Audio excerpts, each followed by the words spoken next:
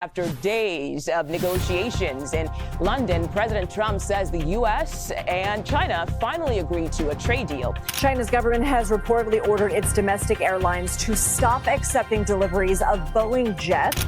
Trump just forced China's hand, forced it to dump American jets for Chinese-made jets. In June 2025, China dropped a bombshell on America's industrial core. Beijing made it official: no more Boeing. Every outstanding order from the U.S. aerospace giant was quietly canceled. In its place, China signed a massive new deal with Airbus, reportedly involving up to 500 planes, making it one of the largest aviation purchases in modern history. This wasn't just a business decision, it was a message, a deliberate move to show Washington that China no longer feels bound by economic diplomacy. The timing couldn't be more pointed. Just as President Trump was preparing for high-level talks with Xi Jinping to cool trade tensions, China turned to Europe, shutting out an American icon and rewarding its rival. The scale of the loss is staggering. Analysts estimate Boeing could miss out on over $100 billion in long-term revenue.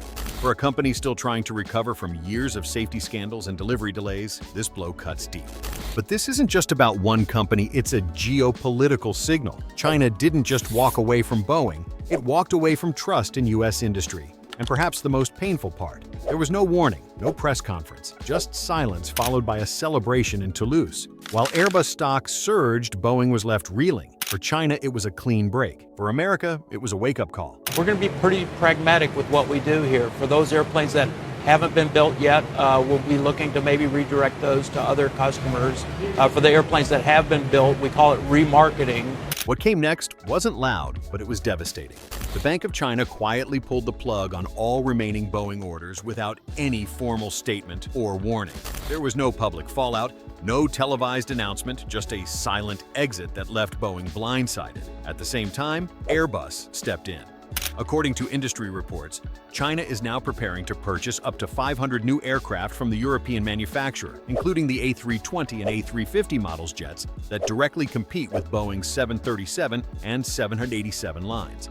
This is not a small pivot. It's a full redirection of one of the world's largest aviation markets. The market's reaction spoke volumes. Airbus stock surged nearly 6% within days, reflecting investor confidence that the company had just secured a massive advantage. Meanwhile, Boeing shares slipped, and with them, a wave of uncertainty hit the U.S. aerospace sector. Investors weren't just reacting to lost orders, they were responding to a deeper concern that China may be closing the door for good. And all of this unfolded just as Trump's trade team was laying the groundwork for a reconciliation summit with Beijing. The optics are hard to ignore. While Washington was preparing to talk peace, Beijing was moving its money and its loyalty somewhere else. Not with threats, not with tariffs, but with a single strategic decision that may end up costing America far more than anyone expected. This isn't just bad news for Boeing shareholders, it's a blow to the backbone of American manufacturing. Boeing is not some niche tech firm or boutique supplier. It's the largest exporter in the United States, employing more than 140,000 people directly, with tens of thousands more jobs tied to its supply chain, from parts manufacturers in Kansas to software engineers in Washington state. China once played a central role in Boeing's success. Back in 2017, Chinese airlines accounted for roughly 25% of all Boeing jet sales. It was a relationship that helped fuel American exports and keep factories humming across the country. But now that pipeline has dried up, and with it, $1 trillion opportunity may be gone. Industry forecasts estimate that China will need more than 8,000 new aircraft by 2040. That's over $1 trillion in potential sales, a figure that could have sustained Boeing for decades. But with China's pivot to Airbus, those orders and the jobs that come with them are now heading to Europe. This isn't just about a company losing a client. It's about entire communities at risk of losing their livelihood. Big news out of Beijing, another major escalation in the trade war. China is instructing all of its airlines to stop buying Boeing airplanes. No more new orders with Boeing, as well as existing orders, no more plane deliveries. This is a big deal. Towns that depend on Boeing's plants in Washington, South Carolina, and Kansas now face a dangerous question. What happens when your biggest customer walks away? The ripple effects are already being felt. Suppliers, maintenance crews, logistics, teams, hundreds of thousands of Americans depend on Boeing's global reach. And if China is truly shutting that door, this isn't just a trade dispute. It's the start of something much deeper, a permanent fracture in the global supply chain with America on the losing side. Trump just forced China's hand, forced it to dump American jets for Chinese-made jets. A brand new Boeing jet just flew back to the U.S. Why? President Trump believed that tariffs would bend China to America's will. By imposing up to 145% duties on Chinese goods, the administration aimed to bring supply chains home and reassert U.S. industrial dominance. But Beijing didn't flinch. It didn't issue threats. It didn't send warnings. It simply started moving its money and its business elsewhere. The most visible sign was the Boeing cancellation. But it wasn't the only one. China has also begun quietly reducing its holdings of U.S. Treasury bonds, a foundational pillar of America's financial system. This move sends a clear message Beijing is preparing for long-term decoupling both economically and strategically. This wasn't a tantrum, it was a calculated response. While Washington was using tariffs to try to isolate China's exports, China retaliated by targeting the very companies and financial systems that rely on Chinese demand. And it's working. In April 2025 alone, U.S. exports to China dropped 21%, according to data from the U.S. Trade Representative and Customs and Border Protection. That's not a dip, that's a nosedive. A clear sign that trade between the two superpowers is unraveling fast. The timing couldn't be more symbolic. While the White House was preparing talking points about winning the trade war, China was already halfway out the door shifting aircraft deals to Europe and trimming its exposure to the US dollar. The result? America's leverage is weakening. And China isn't saying it with press releases, it's showing it with receipts. For years, American corporations have promised to bring jobs home. They held press conferences, rolled out marketing campaigns, and stood behind banners that said, "Made in America." But beneath the slogans, very little has actually changed. Take Apple. In 2025, the tech giant once again made headlines by announcing new investments in U.S. production. The press ate it up. But dig a little deeper, and the truth is clear: the real expansion is happening in India. Apple is moving more of its iPhone assembly to factories in Chennai, not Chicago. Just like it did in 2012, the company is saying one thing in public and doing something very different in private. And it's not just Apple. Tesla, Ford, and General Motors continue to rely on China and Mexico for critical parts, especially batteries, which are the beating heart of modern vehicles. Even as they talk about American jobs, their supply chains still stretch across oceans. Why? Because building in America is expensive. The average monthly manufacturing wage in the U.S. now tops $5,900 compared to just $100 in China.